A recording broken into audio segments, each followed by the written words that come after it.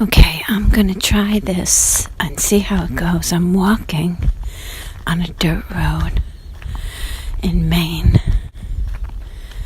I have the forest around me.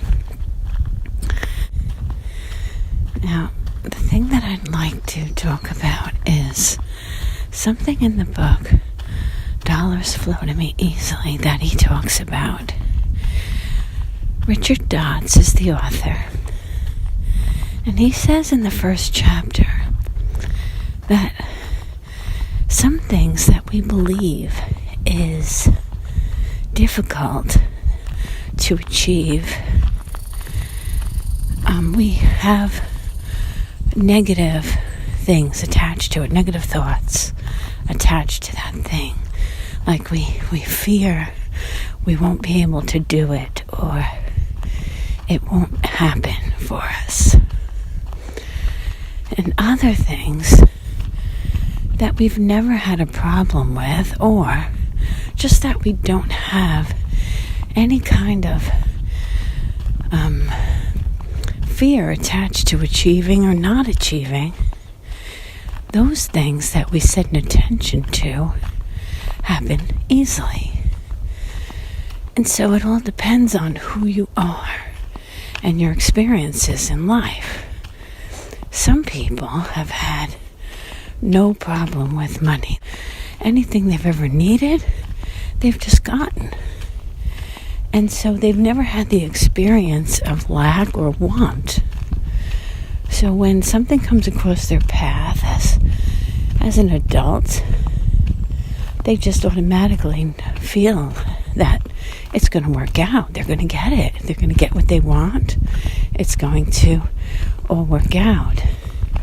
And so there's no fear attached to that. But if you grew up in lack, or you've experienced lack sometime in your life where it's made a big impact, then when something comes across your path as an adult that is a financial trial, you'll end up feeling like fearful and worried.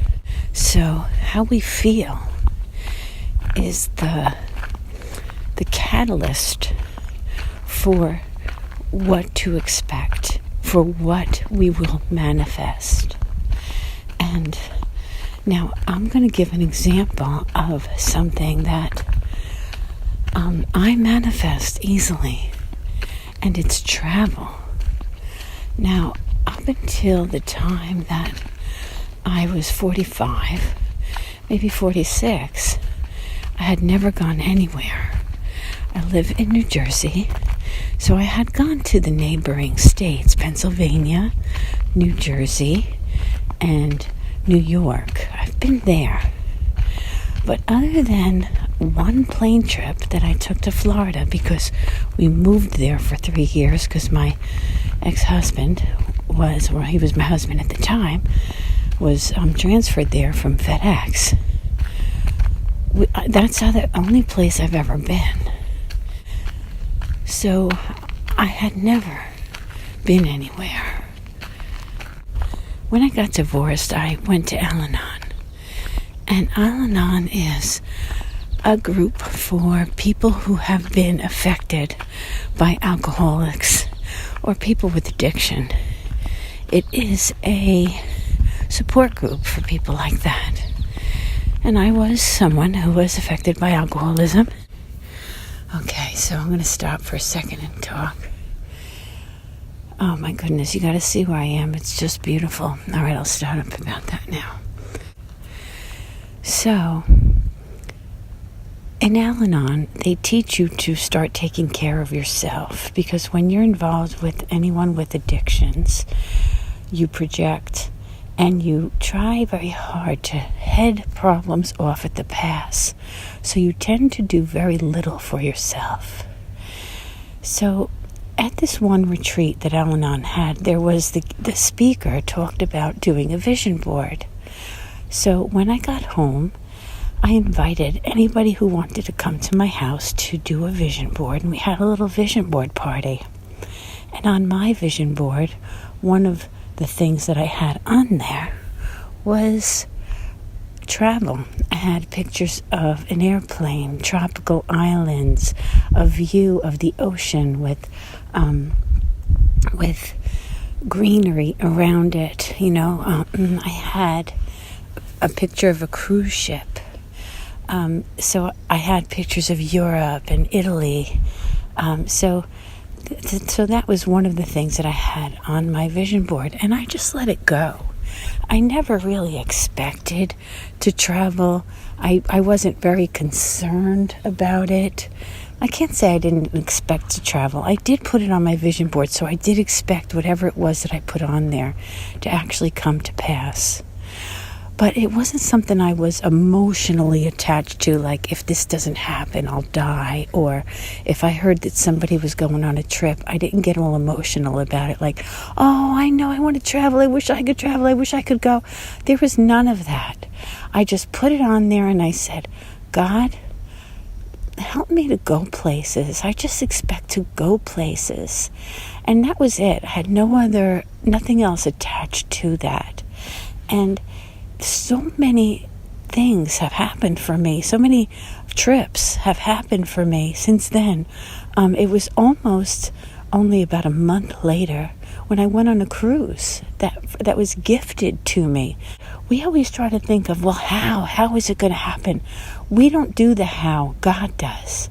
So the way that happened was I cleaned houses at the time, and she hired me to clean her home. So she said, Kathy, I know that you can't afford to go on this trip. I realize that you just got divorced and you're just trying to get yourself together financially. But I have a cruise that I'm going on, and it was just going to be me and my teenage daughter. But now she's bringing a friend. So I have to have another room, and I realize that I'll be alone for the cruise because she's going to be hanging out with her friends. So I know that your jobs that you have are all, freelance. You're able to just take off.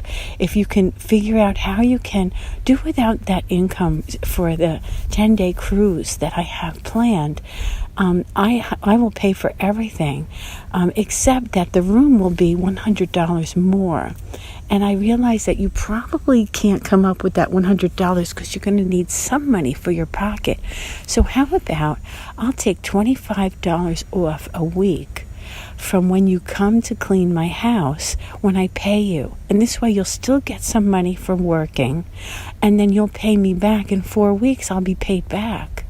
And I was like, oh, yes. But, the thing is that at that moment, because it was so foreign to me, I felt like it was wrong. I felt like, wait, no, I can't do that. Who am I? See, when we get out of our comfort zone, we feel, we're uncomfortable. But we have to realize that feeling uncomfortable is really a feeling of excitement. But since we've never felt that, it feels wrong. It feels like trouble. It feels dangerous. It feels like our gut is saying, no, don't. It feels like a warning sign. But it's not, because we've never felt it before. We don't know. So because I was going to Al-Anon, I talked to people about it, and I told her too. She was a seasoned Al-Anon participant. She's been there for many years and worked the program for a long time. And she was people's sponsor. And so she was very good and explained to me, no, it's just that you're out of your comfort zone. You don't feel like you deserve it, but it is something that you want, right? And she didn't know anything about my vision board. She wasn't a part of our party that we had. She didn't know any of this, that my heart and desire was to travel. So I heard her, what she said, and I accepted it. And I said, all right, I'm going to go.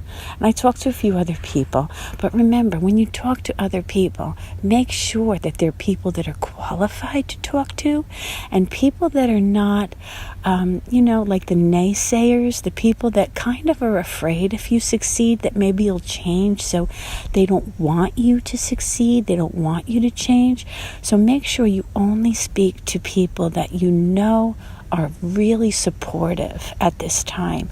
Even some people in your life that love you, they still may be a little nervous because of all of the change that's going on in your life. So make sure you only speak to people who are qualified and supportive of you, okay, of what you're doing, and every time you have news, good news, they're so happy about it that they never say, oh yeah, but this might happen if that happens, and oh no, you better watch out what he says. See what I mean?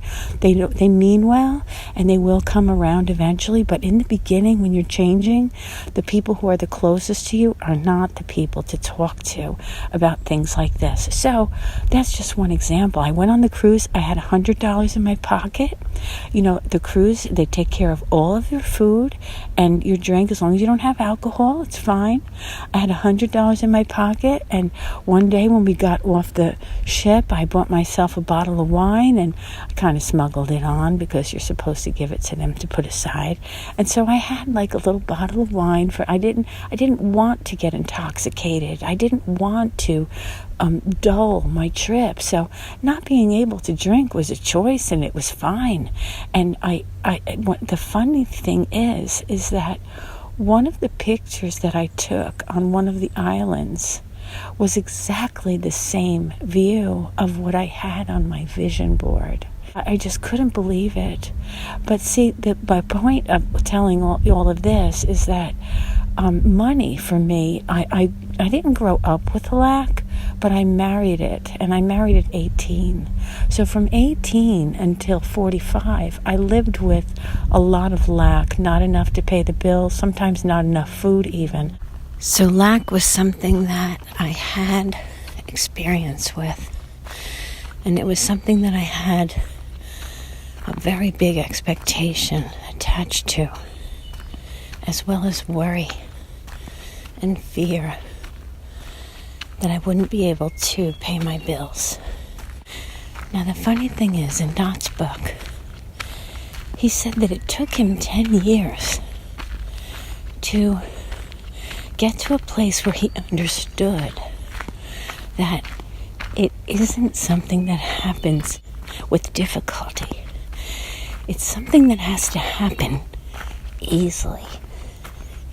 And I have come to that understanding when seeing the manifestation of trips for me, and the fact that I am still struggling financially, and it's all because of the attachment that I have to money and having enough. Now, he also mentions that things improved, and that's happened for me as well, because I've been on this journey for a long time. I've been looking, I've been searching, I've been trying to change my mind and learn about the things that you're on the same journey with. And I understand now completely what he's saying when he talked about his physical condition, that he found himself needing to improve, and how easy that was for him, but how difficult it was for him to take care of his need for finance. Notice that if I was trying to manifest a trip and I was worried about it, I would probably say, well, how is that going to happen? Just like I do with finance. Like with finance, I say, okay, well, I have a business and I need to market and I need to have this program and I need to do this and my website needs to have that on it. And see, I didn't do that when it came to my trips. I just let it go. And I could never have finagled that kind of situation where it came to me. And now 11 years later, right now I'm in Maine, no cost to me. I've been to Sanibel Island, no cost to me. I've been to Ireland, no cost to me. I've been on another cruise besides the one I told you about, no cost to me. I've been to St. Augustine, no cost to me. I know there's probably more. And also, I've been on trips that I've been able to pay for. That was just an easy, oh, I'm coming, bam. And I went. So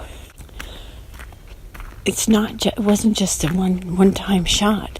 But I never, ever, in all of these 11 years, wondered,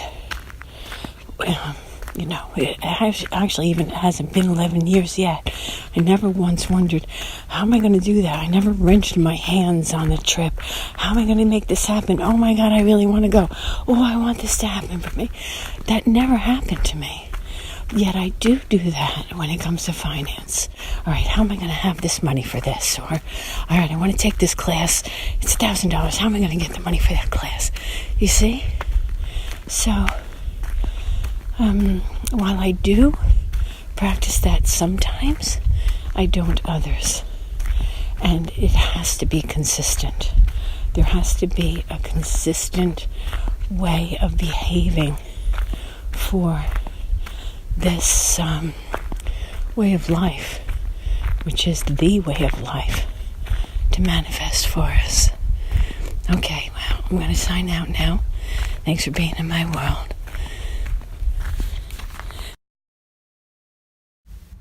Oh, don't forget to subscribe to this channel by clicking subscribe, like this video, and share it with somebody that you think would like it. Thanks.